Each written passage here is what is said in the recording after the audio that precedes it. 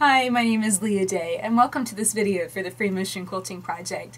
We're back to learning new designs, and I've got a really cool one for you today. It's called Nexus Maze. It's a center fill design. It's very simple, but it has that really cool maze-like texture. I can't wait to teach it to you. We're actually going to learn it today on a larger scale on one of our slash star blocks from the Building Blocks quilt. So let's get on the machine and see how this works in free motion.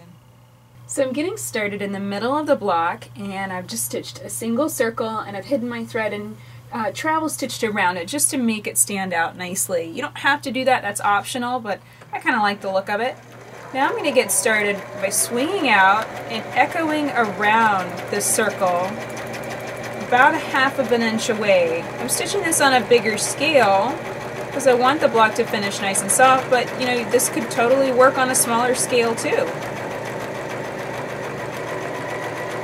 So now it starts the maze. What you do is you basically just stitch a U-turn. So right here I'm going to stitch a U-turn and swing back. I'm echoing, just keeping that nice even distance between my lines of stitches. I'm going to swing all the way around, come all the way back around to exactly that other point. About 1/2 of an inch. You can kind of take your finger, move your hands and take your finger and place it between the two, making sure that I'm leaving 1/2 of an inch, and then take another U-turn.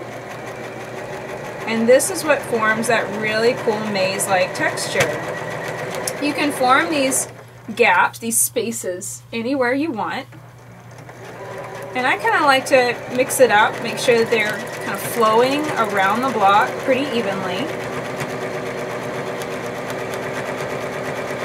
As you can see, it can be a little bit of a challenge as the block gets bigger to keep that nice echo distance consistent. So I'm going to rotate the block and start pushing it towards myself as I work my way around it. Echoing like this does take practice. It's nice if you have something that you can kind of look at to keep that distance in your head and consistent.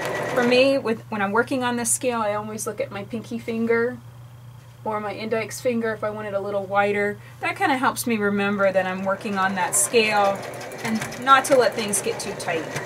It's okay if it does, those lines got a little closer together right there. That's okay. I wouldn't stop and rip it out. That's not that big of a deal. Okay, then I'm going to work my way all the way over here, down here, and do another gap.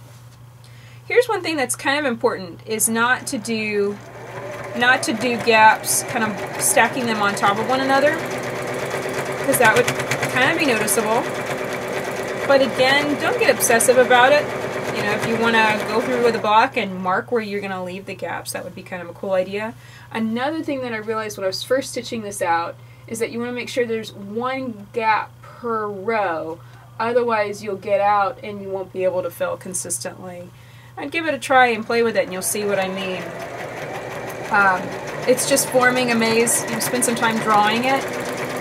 But I found that when I was playing with it, it was really easy to get lost in the texture if I didn't swing all the way around and match up with that original U-turn, that little curve shape. When I'm working on a larger scale like this, I'm not worried so much about everything being absolutely perfect. Sometimes my lines get a little closer, a little further away. Focus a little bit more on keeping my stitches consistent. A consistent length is important.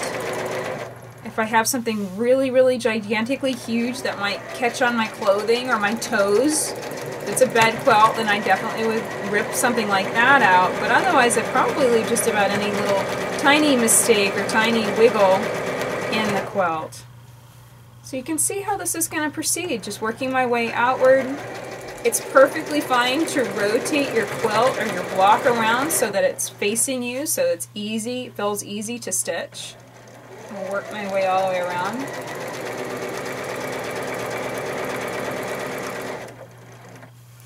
And what if you were filling this on a bigger quilt? And what if you wanted Nexus Maze to radiate out from the very center of a quilt? Well, you just start in the center and work your way around, and you'd have to do a lot of rotation. It would not be a very easy feeling design, but it's certainly possible.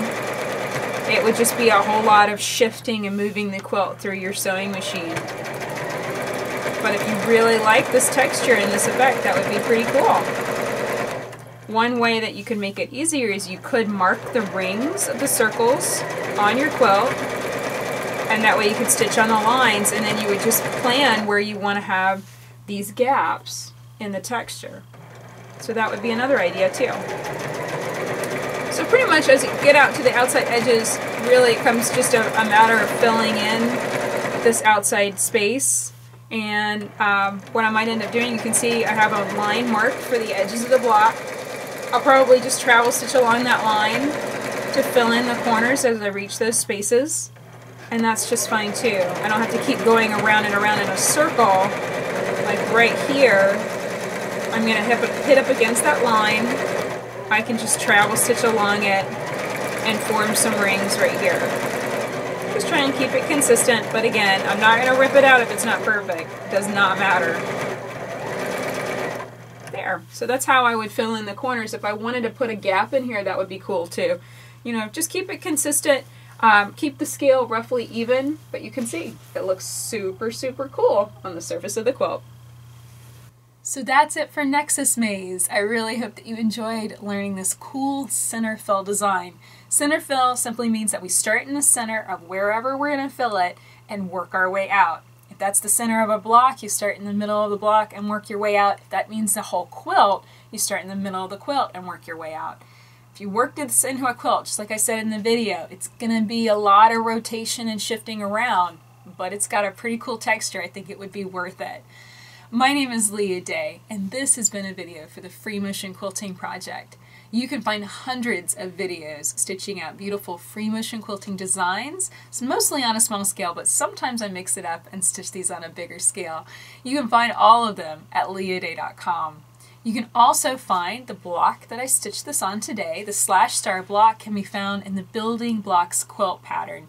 That pattern features 12 blocks you learn how to piece, and then you learn how to free motion quilt them 42 times, which is a lot. It's an amazing pattern, and you'll learn loads about piecing and free motion quilting. So check that out at leahday.com. Until next time, let's go quilt.